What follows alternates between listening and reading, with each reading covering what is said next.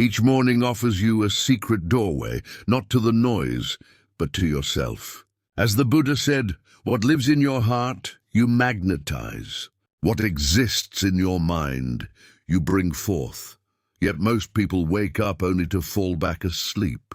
Not in bed, but in life, endlessly swiping, thinking thoughts that aren't even theirs, chasing a reality that leaves them exhausted. But what if your morning became your power? What if the first thing you said to yourself could shape your entire day? Your mood, your peace, your focus, your life. In this video, you'll discover 5 powerful truths to tell yourself every single morning, rooted in timeless Buddhist wisdom, emotional awareness, and deep spiritual transformation. 1. I am not my thoughts. I'm the quiet awareness beneath them.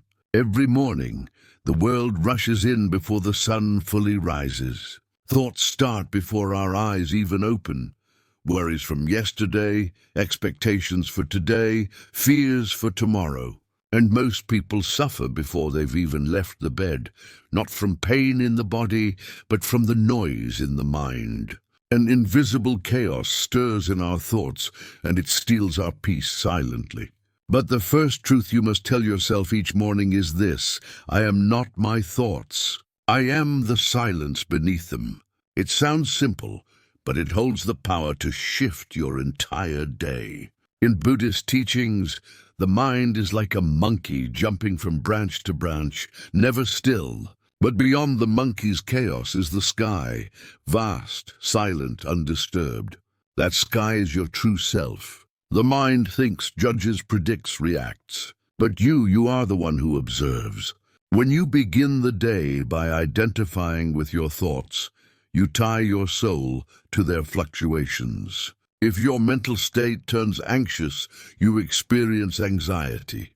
If your thoughts turn harsh, you internalize shame. But none of that is you. You are the space that holds the thoughts, not the thoughts themselves. This is why most people suffer before breakfast. They never pause to notice. They wake up already inside their mind, already believing the morning narrative.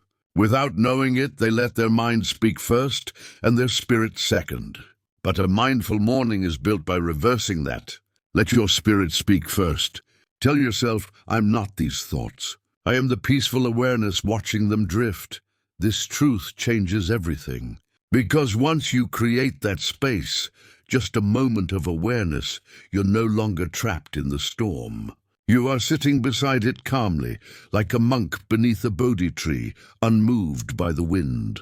When you observe instead of react, you give yourself the gift of choice. You are not the voice in your head. You are the awareness that hears it. And the more you rest in that silence, the more power you reclaim. So tomorrow morning, before the world has a chance to enter your mind, pause. Sit at the edge of your bed, close your eyes, breathe in, and speak this quietly to your heart. I am not my thoughts. I am the peaceful observer. 2. All that I need already resides within me. In the early hours, when the light is still soft and the world is just beginning to stir, a quiet deception emerges, a quiet lie that whispers, "You are incomplete." It arrives before your feet touch the ground, a thought that says, you should transform more, succeed more, validate more. And in that moment you begin to chase. But before the first step of the day is taken, remember this truth. Everything I need already exists within me. Buddhism teaches that suffering begins the moment we believe something outside us will complete us. The moment we forget our wholeness, we start grasping at success, approval, love, validation. It becomes a loop. We run toward things, thinking they'll fill an inner emptiness, only to find that the more we run, the more distant peace becomes. Because peace cannot be found in things. It is already there, like tranquil water beneath moving waves. In the morning, this illusion of lack is strongest. It's in viewing others' polished existences, in the mental checklist of all you haven't done yet, in the comparison trap, self-questioning, the drive to prove more. But when you pause and speak to yourself, everything I require is already within, you break the spell. You return to sufficiency, not the sufficiency of ego, but the knowing of soul. Imagine a seed. From the outside it looks small, insignificant, but within it lies the potential of an entire forest. You are that seed, and yet most people forget. They seek light outside without realizing the sun also rises within them. When you're rooted in your own enoughness, you walk through the world not as a seeker, but a provider. You don't chase love, you embody it. You don't seek worth, you express it. So each morning before the noise begins, return to this truth. Place your hand on your heart, close your eyes. Breathe gently and remind yourself all that I need already lives within. 3. Nothing outside me has the power to disturb my peace. A tranquil force lives in your core, a strength not born from force, but from stillness. Each morning, the world begins to stir with confusion, disturbance, requirements, assumptions. Some will come with anger, some with judgment, and without awareness you absorb it. But here is a truth that can change your entire day. Nothing external holds power over my peace. You are not a sponge meant to soak up the moods of others. You are a clear reflection that remains detached. In Buddhism, we learn that suffering often comes not from what happens, but from how we carry what happens. The moment you internalize another person's chaos, you lose your own center. To live with calm in a chaotic world is not weakness. It is mastery. True detachment isn't shutting down your heart, but expanding your awareness. It is nurturing while remaining centered, serving without possessing, witnessing without carrying. Imagine a deep, still lake. Stones may be thrown, winds may blow, but the depths remain undisturbed.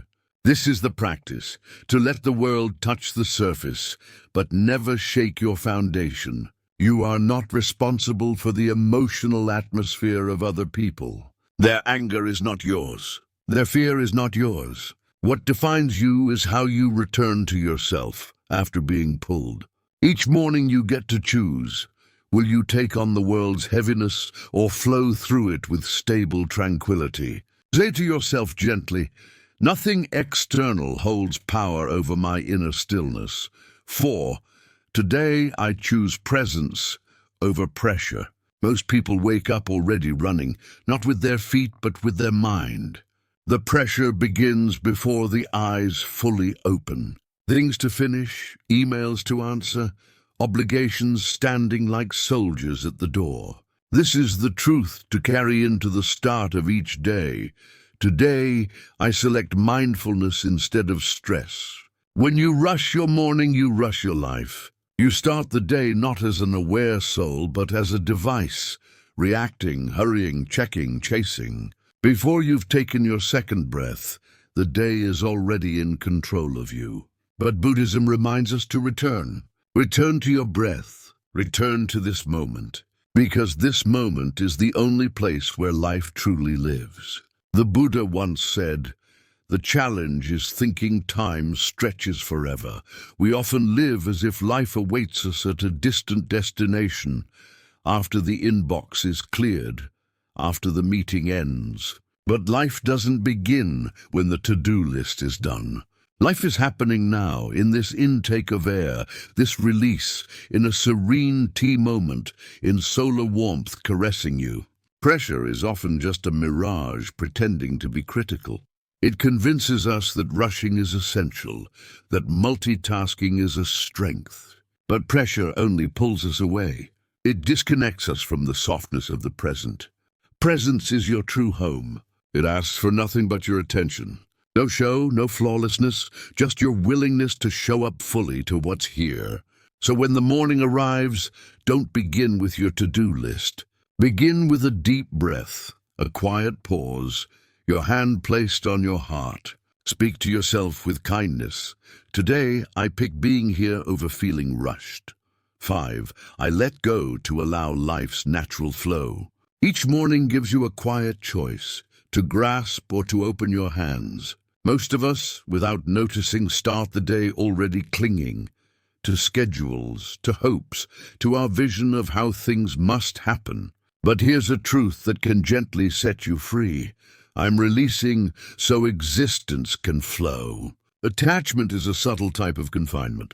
You may not see the bars, but you feel the weight, the necessity to command, the worry about evolution.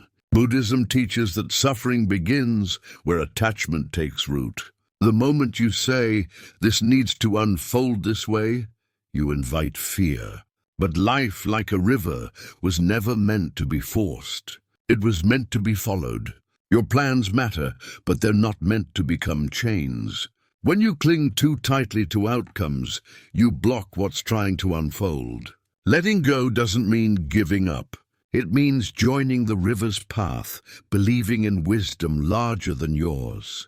The bamboo bends with the wind, not because it's weak, but because it knows how to stay standing. In that surrender, you don't lose your strength.